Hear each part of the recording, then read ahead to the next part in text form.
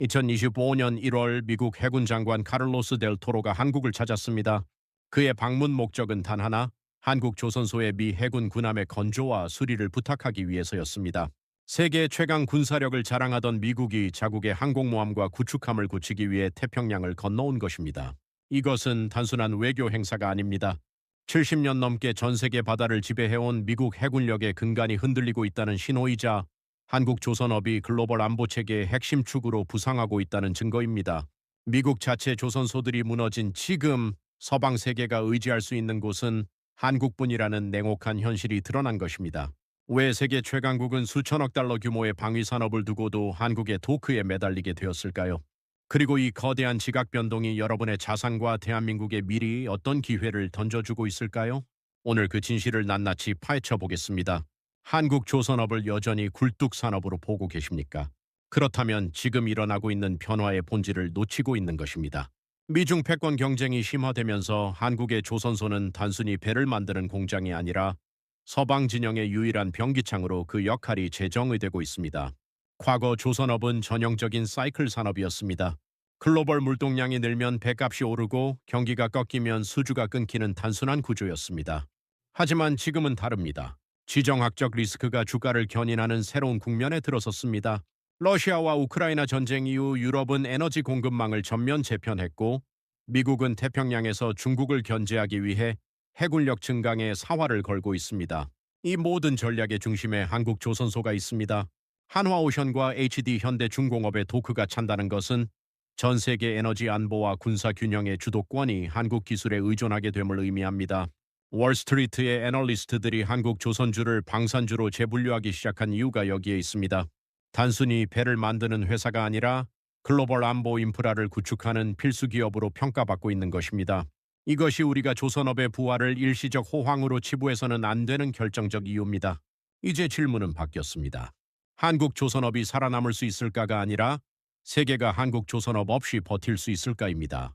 미국 해군은 15척의 항공모함과 90여 척의 이지스 구축함을 보유하고 있습니다.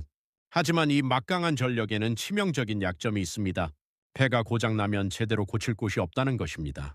미국 내 주요 조선소들은 지난 30년간 인건비 폭등과 숙련공 부족으로 하나둘 문을 닫았습니다. 남아있는 조선소들도 군함 건조는커녕 간단한 수리조차 제 시간에 끝내지 못하는 실정입니다. 실제로 미 해군 함정 1척을 미국 내에서 정비하려면 한국보다 3배에서 5배의 비용과 시간이 소요됩니다. 더 아이러니한 것은 존스법의 역설입니다. 1920년 제정된 이 법은 미국 연안을 운항하는 선박을 자국에서 건조하도록 강제하며 자국 조선업을 보호하려 했습니다. 하지만 결과는 정반대였습니다. 경쟁 없는 온실 속에서 미국 조선업은 기술 혁신을 멈췄고 생산성은 바닥으로 떨어졌습니다. 여기서 한국의 기회가 열립니다. 미 해군 군함 수리 시장 규모만 연간 수십조 원에 달합니다. 한화오션과 HD 현대중공업이 미 해군과 MRO 협력을 시작했다는 것은 마르지 않는 캐시카우를 확보했다는 의미입니다. 미국이 한국 없이는 자국 해군력조차 유지할 수 없는 구조로 재편된 것입니다. 미국의 약점은 한국의 기회가 되었고 이 기회는 향후 수십 년간 지속될 구조적 변화입니다. 한화오션과 HD 현대중공업 두 거대 조선사가 미 해군 시장을 두고 치열한 경쟁을 벌이고 있습니다. 하지만 이 경쟁은 단순히 한 기업의 승리가 아니라 한국 조선업 전체의 파이를 키우는 메커니즘으로 작동하고 있습니다. 한화오션은 정면 돌파 전략을 선택했습니다. 2022년 미국 미시시피주의 필리 조선소를 인수하며 존스법의 벽을 뚫었습니다. 미국 내에서 직접 군함을 건조할 수 있는 발판을 마련한 것입니다. 방산 전문 기업으로서의 정체성을 무기 삼아 한화오션은 단순한 선박 건조사가 아닌 종합 방산 솔루션 제공자로 포지셔닝하고 있습니다. 반면 HD 현대중공업은 압도적인 건조 효율성으로 승부수를 던졌습니다. 디지털 트윈 기술을 활용한 스마트 조선소 시스템은 설계 단계에서 완성까지의 모든 과정을 시뮬레이션합니다. 미 해군 관계자들이 가장 놀란 점은 바로 납기 준수 능력입니다. 약속한 날짜에 정확히 배를 인도하는 한국의 시스템은 미국 조선소에서는 상상조차 할 수 없는 일입니다. 두 기업의 기술력 격차는 미미합니다. 오히려 이들의 경쟁은 서로를 더 높은 수준으로 끌어올리는 매기 효과를 만들어내고 있습니다. 한화오션이 현지 생산 능력을 갖추면 HD 현대중공업은 더 빠른 납기로 대응하고 HD 현대중공업이 자동화 수준을 높이면 한화오션은 방산통합 솔루션으로 차별화합니다. 결과적으로 미국은 선택의 폭이 넓어졌고 한국은 글로벌 군함 건조의 표준을 정하는 위치에 올랐습니다. 누가 이기든 승자는 대한민국입니다. 이 경쟁 구도야말로 한국 조선업이 중국의 물량 공세에도 흔들리지 않는 이유입니다. 군함만이 한국 조선업의 무기가 아닙니다. 진짜 게임 체인저는 에너지 운반선입니다. 2022년 러시아가 우크라이나를 침공한 순간 유럽의 에너지 지도는 완전히 다시 그려졌습니다. 유럽은 러시아 가스관 의존도를 급격히 낮추고 액화 천연가스 수입으로 전환했습니다. 문제는 LNG를 나를 배가 절대적으로 부족했다는 점입니다. 더 큰 문제는 이 초대형 LNG 운반선을 제대로 만들 수 있는 나라가 사실상 한국밖에 없다는 현실이었습니다. 영하 163도의 극저온 액화가스를 안전하게 운송하는 기술은 수십 년간의 노하우 없이는 불가능합니다. 한국 조선 3사가 보유한 글로벌 LNG 운반선 시장 점유율은 70%를 넘습니다. 중국이 물량으로 밀어붙이지만 유럽과 미국의 에너지 기업들은 여전히 한국산 선박을 선호합니다.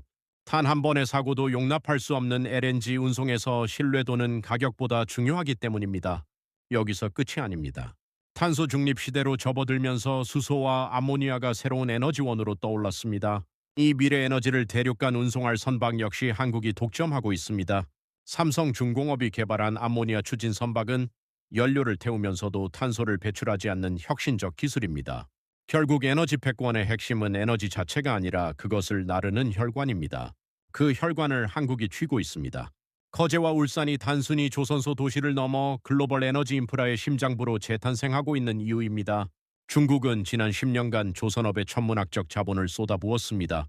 정부 보조금으로 무장한 중국 조선소들은 한국보다 20% 저렴한 가격으로 시장을 공략했고 벌크선과 컨테이너선 같은 일반 상선 시장에서는 실제로 점유율을 끌어올렸습니다.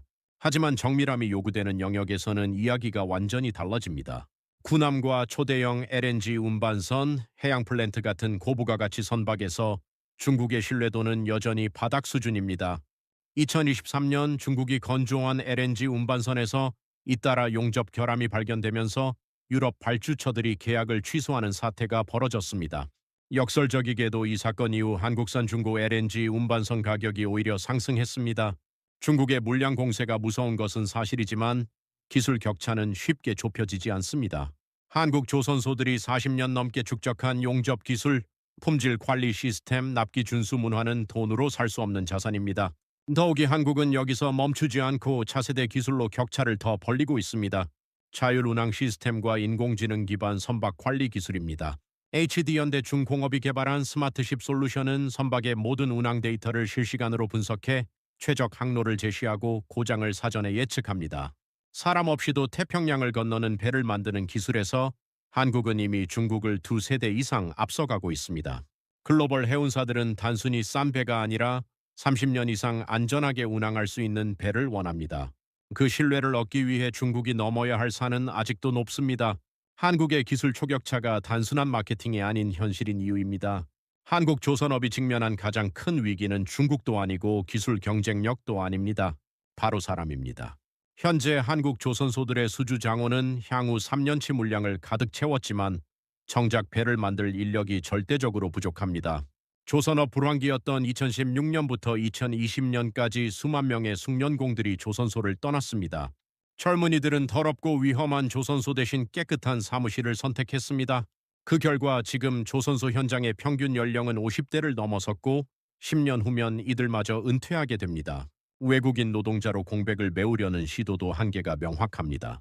고난도 용접이나 정밀 배관 작업은 수년간의 숙련이 필요하며 언어 장벽과 안전 문제도 무시할 수 없습니다. 베트남과 필리핀에서 수천 명을 데려와도 당장 내년 납기를 맞추기는 어렵습니다. 여기서 한국 조선업은 또 한 번의 패러다임 전환을 준비하고 있습니다. 조선소의 로봇화와 자동화입니다. 삼성중공업은 용접 로봇 비율을 50%까지 끌어올렸고 HD현대중공업은 블록 조립 과정을 완전 자동화하는 스마트 야드 프로젝트를 진행 중입니다. 더 이상 조선소는 땀 흘리는 노가다 현장이 아닙니다. 소프트웨어 엔지니어와 로봇이 협업하는 첨단 제조 공장으로 변모하고 있습니다. 이 전환의 속도가 향후 10년 한국 조선업의 성패를 가를 것입니다.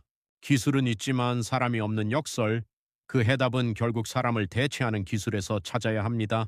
이제 현실적인 질문을 던져보겠습니다. 이 거대한 흐름 속에서 개인 투자자는 어떤 전략을 취해야 할까요? 조선주와 지역 부동산 두 가지 관점에서 냉정하게 분석해 보겠습니다. 먼저 조선주입니다. 과거 조선업은 전형적인 사이클 산업이었기에 고점에서 물리면 10년을 기다려야 했습니다. 하지만 지금은 구조가 바뀌었습니다.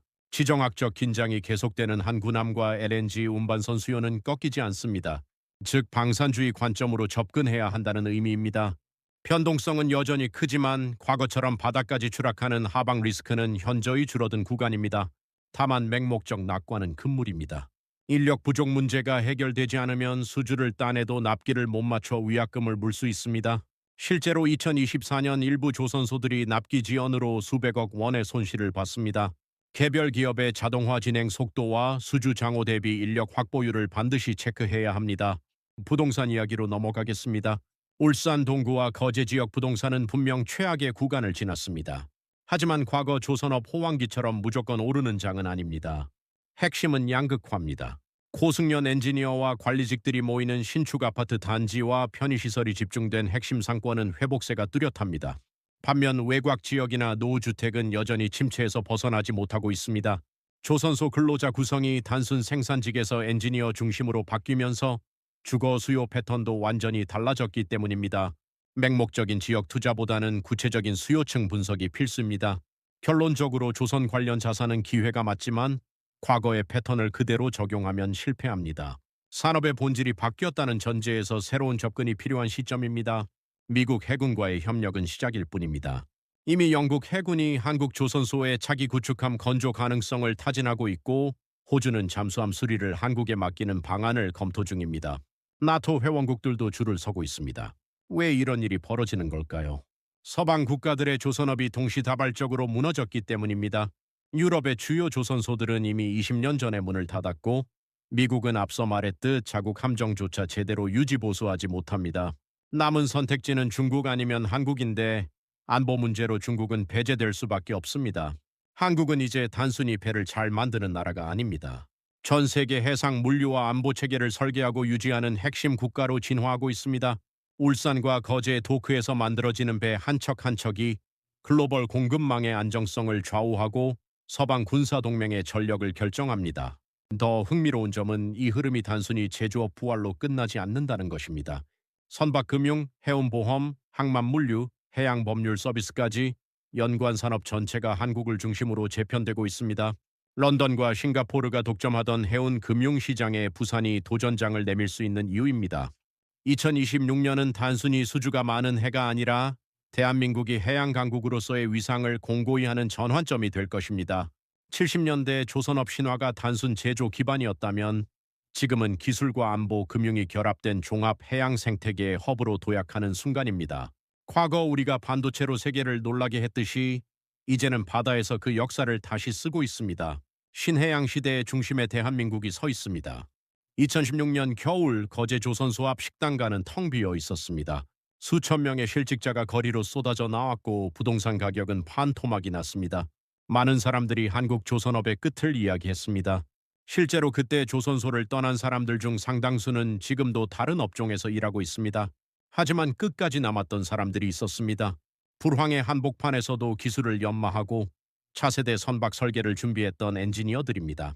정부 지원도 끊기고 주가는 바닥을 쳤지만 그들은 LNG 운반선의 안전성을 높이고 자동화 시스템을 개발하는 일을 멈추지 않았습니다. 그 끈기가 지금 미 해군 장관이 한국에 와서 고개를 숙이는 상황을 만들었습니다. 세계가 한국 기술 없이는 함대를 유지할 수 없고 에너지를 운송할 수 없는 구조로 재편된 것입니다. 위기를 기회로 바꾼 것은 요행이 아니라 포기하지 않은 기술력이었습니다.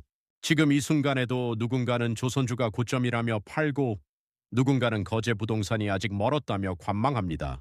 하지만 역사는 변화의 본질을 읽어낸 사람에게 기회를 줍니다. 한국 조선업이 맞이한 이 거대한 파도는 제대로 준비한 사람에게는 위기가 아니라 평생에 한 번 올까 말까 한 기회입니다. 여러분은 이 흐름 위에서 어떤 선택을 하고 계십니까? 파도를 바라만 볼 것인가 아니면 그 위에 올라탈 것인가? 선택은 여러분의 몫입니다.